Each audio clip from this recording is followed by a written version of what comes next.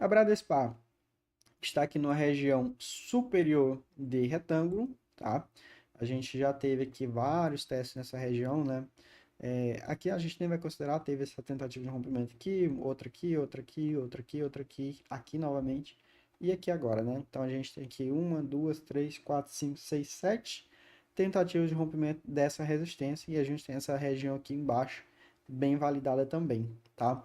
Só que a Bradespar, ela começa a me chamar um pouco de atenção, porque ela tentou fazer esse rompimento aqui, ó, e aí ela veio aqui embaixo na média, né?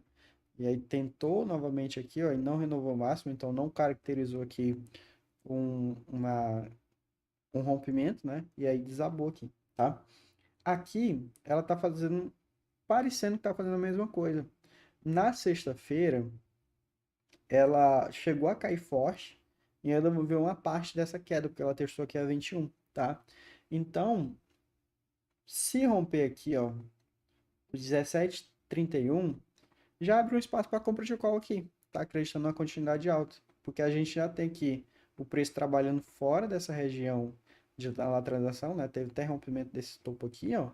Vê aqui nas médias e se ela volta a subir ativando o pivô, faria sentido, tá? O que que a gente precisa ver? Média do semanal, tá?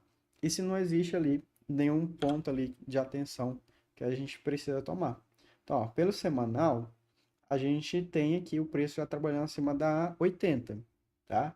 A gente, naquele primeira tentativa de rompimento, ó, foi na 80 aqui do semanal e ela desabou. Aqui ela testou novamente a 80, ó, e foi onde ela caiu, né? Então, desde o início dessa lateralização, a Vale não tinha trabalhado acima da 80. Ela vem testar a média, né, e cai. Aqui ela já está uma, duas, 3 semanas trabalhando acima da 80, tá bom? Então, a gente até pode trabalhar na ideia de que ela teve essa pernada de alta aqui inicialmente, e aí teve o rompimento aqui da 80. Essa semana teve aqui ó, o pullback na 80, percebe ó, que a mínima da semana foi basicamente ali na 80, que coincidentemente está dando a 21 lá do diário, né? E aí, se ela dá continuidade aqui e rompe esse topo que a gente marcou, já caracteriza ali um rompimento da 80, porque já teve aqui um trabalho acima da 80, um pullback nela com a continuidade. Então fica bem interessante isso aqui, tá bom? Para operar. Newton, não gosto da Bradespar, prefiro a Vale. A mesma leitura que tu fez na Bradespar, faz sentido fazer na Vale? Vamos ver, tá? A Vale tá até mais bonita, tá até mais bonita. Por que eu botei Bradespar aqui e não Vale? A Bradespar ela é um pouco mais volátil, tá? Então, para a gente que opera opções, na maior parte do tempo, faz mais sentido usar ela.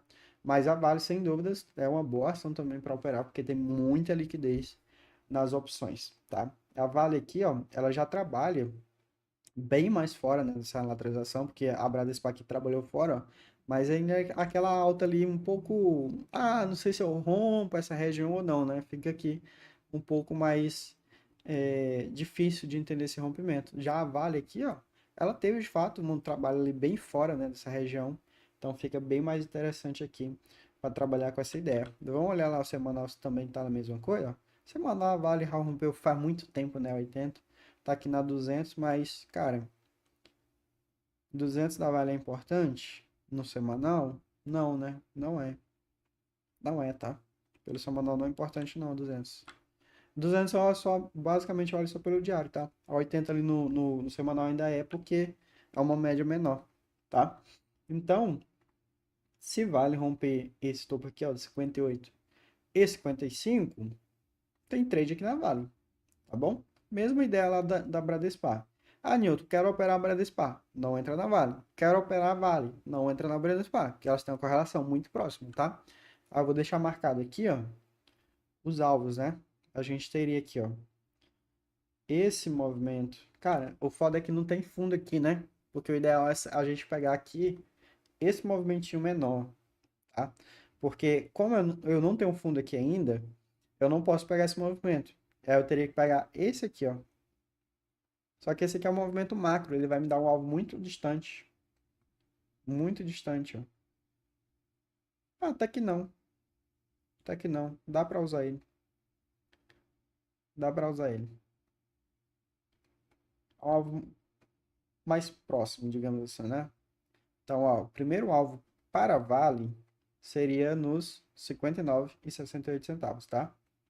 O primeiro alvo seria esse aqui. E aí o segundo alvo macro, isso pensando numa quantidade alta, né? Seria lá nos 61,76, tá? Seria o alvo aqui mais relevante até para Vale. Seria esse alvo aqui, tá bom? Mas mais uma vez, esse aqui são alvos um pouco mais macro, tá? Eu gostaria que aqui só já tivesse um fundo formado. Porque, por exemplo, se eu tenho aqui, ó, um candle aqui, ó, renovando o máximo dele, eu já teria um fundo formado. Então, eu poderia pegar esse fundo aqui com esse topo para ter uma ideia melhor.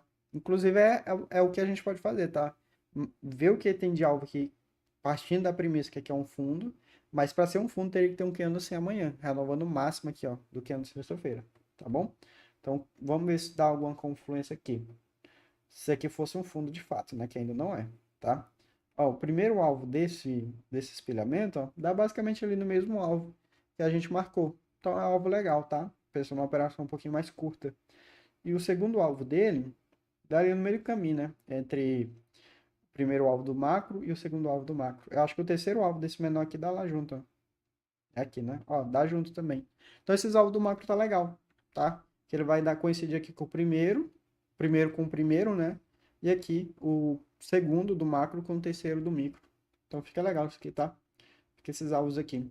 Então uma entrada na Vale no 58 e 55 faria sentido, com o primeiro alvo ali no 59,68, com o segundo alvo lá no 61 e 74.